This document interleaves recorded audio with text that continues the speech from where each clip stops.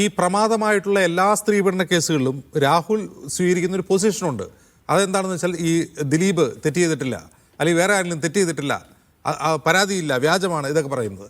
ഒരു വ്യാജ പരാതിയും ഒരു യഥാർത്ഥ പരാതിയും, വ്യാജ പരാതി ഇല്ല എന്നും അല്ല പറയുന്നത്, വ്യാജ പരാതിയും യഥാർത്ഥ പരാതിയും കോടതിയാണ് തീരുമാനിക്കുന്നത്. പരാതിയിൽ കഴമ്പുണ്ടോ അതിൽ തെളിവുണ്ടോ എന്നെല്ലാം.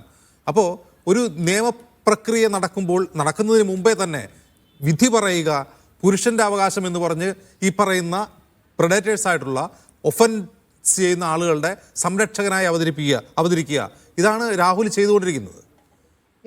അജിൻസും ഞാനും തമ്മിലൊന്ന് കമ്പയർ ചെയ്ത് നോക്കാം. നിങ്ങളും ഞാനും എടുത്ത നിലപാട്. നിവിൻ പോളിയുടെ കാര്യത്തിൽ ആരായിരുന്നു ശരി? രാഹുൽ ഈശ്വർ ആയിരുന്നു ശരി. വിജയബാബുവിന്റെ കാര്യത്തിൽ ആരായിരുന്നു ശരി? രാഹുൽ ഈശ്വർ ആയിരുന്നു ശരി.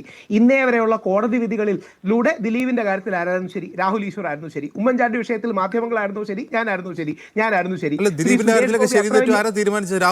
ഇതുവരെയുള്ള കോടതി വിധികൾ എന്നല്ലേ ഞാൻ കൃത്യമായിട്ട് ഇതുവരെയുള്ള കോടതി വിധികളും കോടതി വിധികളുടെ അപ്രോച്ചുകളും, അതായത് ഹൈക്കോടതിയിലെ 3 ജഡ്ജിമാർ, സുപ്രീം കോടതിയിലെ 2 ജഡ്ജിമാർ, അവരടക്കം ശ്രീ ദിലീപിന് അനുകൂലമായിട്ട് വിധി കൊടുത്തു എന്നാണ് ഞാൻ പറഞ്ഞത്. ഞാൻ അഡ്വക്കേറ്റും കൂടെയാണ്, ഞാൻ മെഷർ ചെയ്തേ പറയൂ. അതുകൊണ്ട് പുരുഷന്മാരെ വ്യാജമായി വേട്ടയാടുകയാണ് നമ്മുടെ മുകേഷിന്റെ കാര്യത്തിൽ. അത് CPM എടുത്തത് ഏറ്റവും നല്ല നിലപാടാണ്. നമ്മുടെ പിണറായി വിജയൻ എന്ന നട്ടലുള്ള ഒരു നേതാവിന് മാത്രമേ ഇങ്ങനെ എടുക്കാൻ കഴിയൂ. കാര്യം വേറെ ആരെങ്കിലും ആണെങ്കിൽ രാജിവെക്കാൻ പറഞ്ഞേനെ. ശ്രീ മുകേഷിനെതിരെ വന്ന രാഹുലിന്റെ ഓർമ്മയിൽ ഒരു ശരിയായ കേസ് ഏതെങ്കിലും പുരുഷനെതിരെ സ്ത്രീപീഡന കേസ് ഉണ്ടായിട്ടുണ്ടോ? ഒന്ന് പറയാമോ? ഉണ്ട്, തീർച്ചയായിട്ടും ഉണ്ട്. സവാദിന്റെ കേസ് ഇൻ ഓൾ പ്രോബബിലിറ്റി ശരിയാണ്. എന്താ അറിയാം, ഇതിന് എനിക്ക് ന്യൂവാൻസ് ഉണ്ട്, നിങ്ങൾക്കാണ് ഇല്ലാത്തത്. രാഹുലിന്റെ ഒരു കാര്യം തീരുമാനിക്കണം, അതിന് വീഡിയോ വേണം. എനിക്കെന്നല്ല, ഈ നാട്ടിലെ സാധാരണക്കാർക്ക് തെളിവ് വേണം. തെളിവില്ലാതെ രാഹുൽ പറയുന്ന തെളിവ് വീഡിയോ ഉണ്ടെങ്കിൽ രാഹുൽ വിശ്വസിക്കും. ഏതെങ്കിലും രീതിയിലുള്ള സ്ട്രോങ് കൊറോബറേറ്റീവ് എവിഡൻസ് വേണ്ടേ?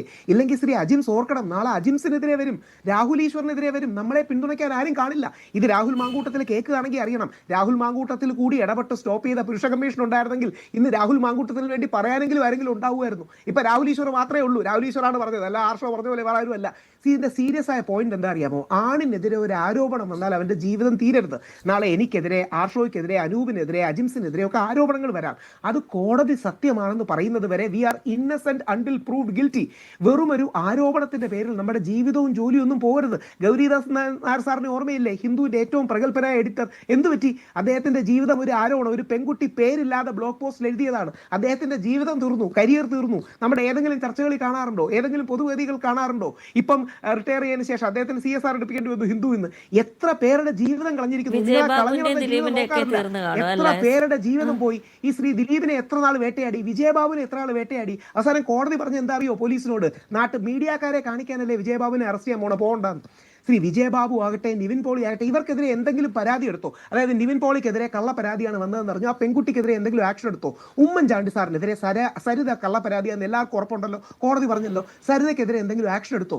അതായത് ആണിനെതിരെ കള്ളപ്പരാതി കൊടുത്താൽ നമുക്ക് പറയാൻ പോലും ആരും. മാളവിക ബെന്നി, ഈ വ്യാജ പരാതികൾ ഉണ്ടാവുന്നത് എന്നുള്ളത് ഇത്തരം ആരോപകർക്ക് കൂടുതൽ ശക്തി നൽകുന്നുണ്ട് ഈ ഘട്ടങ്ങളിൽ. മാളവിക ബെന്നി,